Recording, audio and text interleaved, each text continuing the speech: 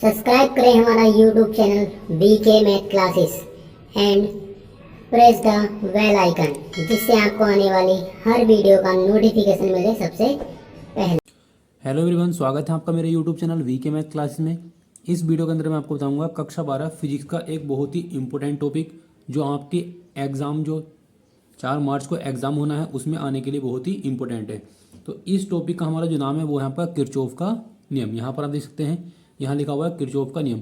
अगर आप सन 2022 और 23 के पेपर की वीडियो देखना चाहते हैं तो उनका लिंक आपको डिस्क्रिप्शन बॉक्स में मिल जाएगा, या आप उन वीडियो को मेरे चैनल की प्लेलिस्ट में जाकर भी देख सकते हैं। तो सबसे पहले हम हेडिंग डालेंगे। अगर आपका एग्जाम में क्वेश्चन आता है तो यहाँ पर हम लिखेंगे किरचॉफ का नियम। ये आपकी हेडिंग हो जाएगी। तो यहाँ पर हम लिखेंगे किरचॉफ ने सन 1842 में 2 नियम दिए जिनकी सहायता से हम क्या कर सकते हैं, जटिल परिपथों के अंदर धारा का मान ज्ञात कर सकते हैं। अगर आपके साधारण परिपथ हैं तो हम क्या करते हैं, श्रेणी क्रम और समांतर क्रम लगाकर उनमें धारा का और टोटल रेजिस्टेंस निकाल लेते हैं। लेकिन जो आपके परिपथ जटिल होते हैं, जिनके अंदर धारा का मान निकालना आसान नहीं होता, उनके लिए क्या करा है, किरचॉफ ने 2 नियम दिए हैं। तो जो हमारा पहला नियम है, पहले नियम को बोलते हैं संधि का नियम। तो ये नियम क्या होता है, तो ये आपका जो नियम है वो है आपका किसी वैद्युत परिपथ में किसी भी संधि पर मिलने वाली धाराओं का जो बीजगणितीय योग होता है वो शून्य होता है। ये इसकी क्या है, परिभाषा है। 2 लाइन की आपकी परिभाषा है। अब इसका जो फॉर्मूला है वो है आपका समेसन I बराबर 0। समेसन हम लगाते हैं अनेक संख्याओं को जोड़ने के लिए। तो टोटल आपकी जो संधि में मिलने वाली धाराएं होंगी उन सभी का जो मान होगा वो कितना होगा, योगफल 0 होता है। और हम जब इस नियम को लगाते हैं तो इस नियम को लगाने के लिए आपको जो चिन्ह परिपाटी है वो इस प्रकार है कि संधि की ओर जो धारा आती हैं उन्हें हम लेते हैं धनात्मक चिन्ह से, और संधि से दूर जाने वाली जो धाराएं होती हैं उन्हें हम लेते हैं ऋणात्मक चिन्ह से। जैसे कि हम इसका एग्जाम्पल देखते हैं। यहाँ पर आप देख सकते हैं, इसका हमने एग्जाम्पल लिया है। ये कोई संधि है। संधि हम किसे कहते हैं, संधि को हम बोलते हैं इंग्लिश में जंक्शन। तो संधि का मतलब ये होता है कि यहाँ से हम विभिन्न दिशाओं में जा सकते हैं। अब यहाँ पर आप देख सकते हैं इस चित्र के अंदर आपकी कुछ धाराएं जो है बिंदु O की तरफ आ रही हैं और कुछ धाराएं यहाँ आपकी बिंदु O से बाहर की ओर जा रही हैं। तो यहाँ हमने माना है ये धारा I1 है, मतलब धारा I1 ये हो जाएगी आपकी I2, ये I3 है, ये I4 है और ये आपकी क्या है, I5 है।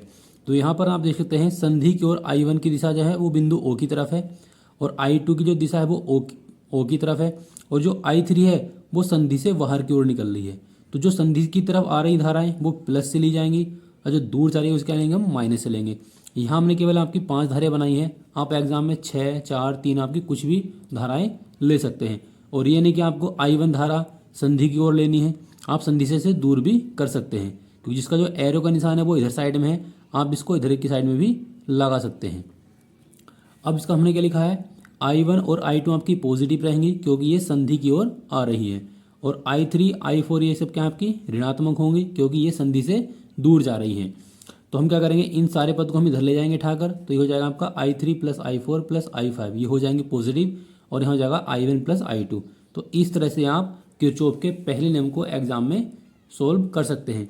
और इसी नियम से आपका एक विकल्प बनता है। वो विकल्प आपका ये है, यहाँ पर मैंने अपने नोट में लिखा हुआ है कि जो किरचॉफ का पहला नियम है वो किस सिद्धांत पर आधारित होता है।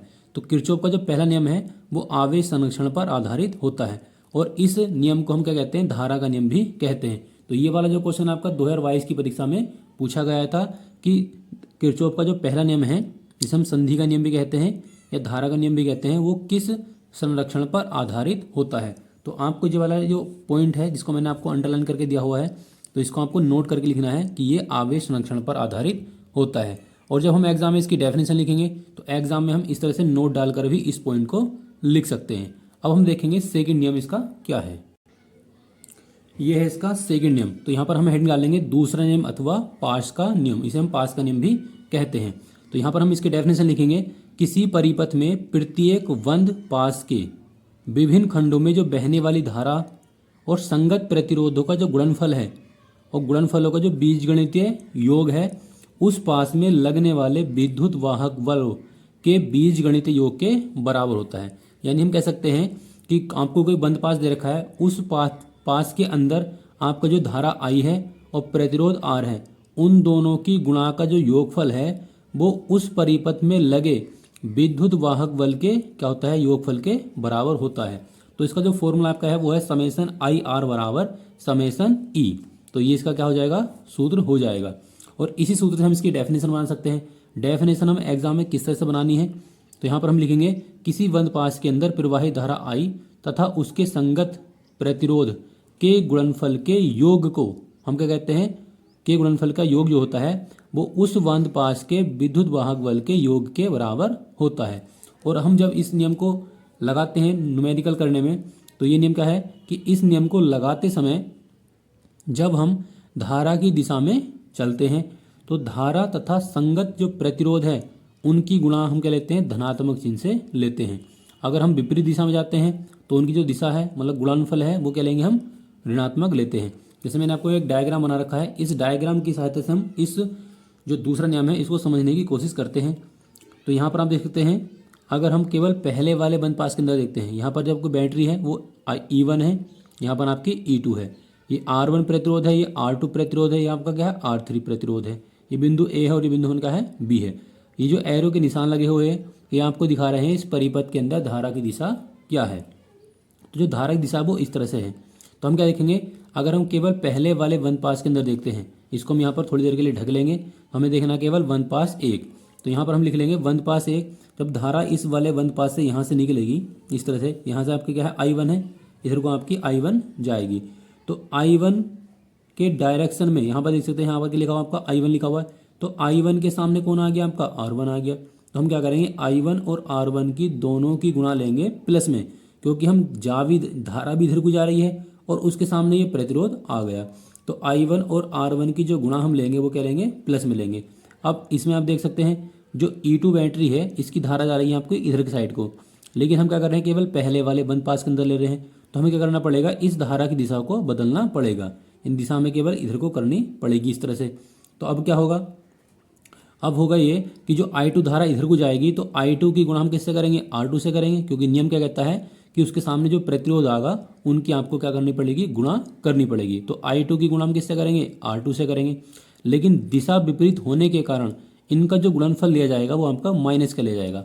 यहाँ पर आप देख सकते हैं, मैंने यहाँ पर लिखा हुआ है कि बंद पास एक के लिए तो I1 के सामने कौन आपका R1 है, तो हम दोनों की जो गुणा की है वो प्लस में की है, और जो I2 की दिशा में बदलनी पड़ रही है तो I2 और R2 की हमने जो गुणा की है वो माइनस में ली है, क्योंकि हमें दिशा क्या बदलनी, दिशा I2 की बदलनी पड़ रही है।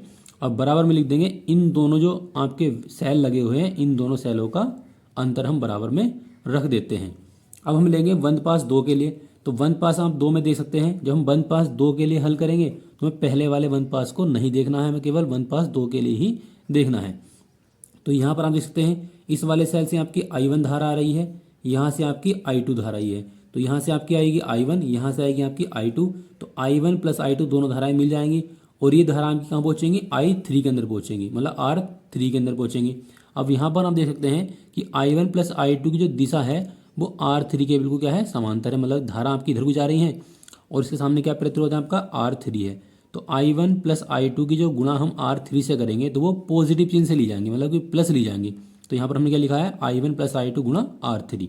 अब धारा जब आपकी बिंदु B पर पहुँचेगी तो धारा बिंदु B पर पहुँचने के बाद इधर को पहुँच जाएगी आपकी I1, इधर को आ जाएगी आपकी I2, क्योंकि हम केवल बंद पास 2 में ले रहे हैं। तो जब धारा I2 इधर को पहुँचेगी और I2 के सामने आपका कौन सा प्रतिरोध है, R2 है, तो I2 और R2 की जो हम गुणा लेंगे वो लेंगे आपकी प्लस चिन्ह से, क्योंकि ये क्या आपका धारक दिशा में ही जा रहा है प्रतिरोध, ये आपकी धारक दिशा है और उसके सामने क्या आ गया आपके प्रतिरोध आ गया, तो दोनों की जो गुणा लेंगे हम वो लेंगे प्लस में। तो यहाँ लिख लेंगे I2 गुणा R2 और बराबर लगा देंगे हम सेकंड सेल आपका क्या आपका E2 है। तो इस प्रकार से आप दूसरे नियम को न्यूमेरिकल में यूज़ कर सकते हैं। और इससे आपका एक विकल्प पूछता है, जैसे कि आपका जो पहला वाला नियम है उससे भी विकल्प बनते हैं, तो आपको जो सेकंड नियम है उससे भी आपके एग्जाम में विकल्प बन सकते हैं। तो यहाँ पर मैंने नोट में लिखा हुआ है कि यह जो नियम है वो ऊर्जा संरक्षण को व्यक्त करता है और इसे हम बोल्टता का नियम भी कहते हैं। तो ये क्वेश्चन आपको एग्जाम में विकल्प में बन सकता है कि किरचॉफ का जो सेकंड नियम है वो किस संरक्षण को व्यक्त करता है, या किरचॉफ का जो पहला नियम है वो किस संरक्षण को व्यक्त करता है। तो जो पहला नियम है वो आपका आवेश संरक्षण पर आधारित है, जो आपको जो सेकंड नियम है वो आपका क्या है, ऊर्जा संरक्षण पर आधारित है। तो इस वीडियो के अंदर मैंने आपको 2 किरचॉफ के दोनों नियम कराए हैं और जो बहुत ही ज़्यादा इम्पोर्टेंट है आपके आने वाले पेपर के लिए। अगर आप LCR परिपथ पर न्यूमेरिकल की वीडियो देखना चाहते हैं तो मेरे चैनल की प्लेलिस्ट में जाकर आप उस वीडियो को देख सकते हैं। तो आई होप को आपकी वीडियो अच्छी लगी होगी, और वीडियो अच्छी लगी तो वीडियो को लाइक करें, शेयर करें और मेरे चैनल को सब्सक्राइब करें।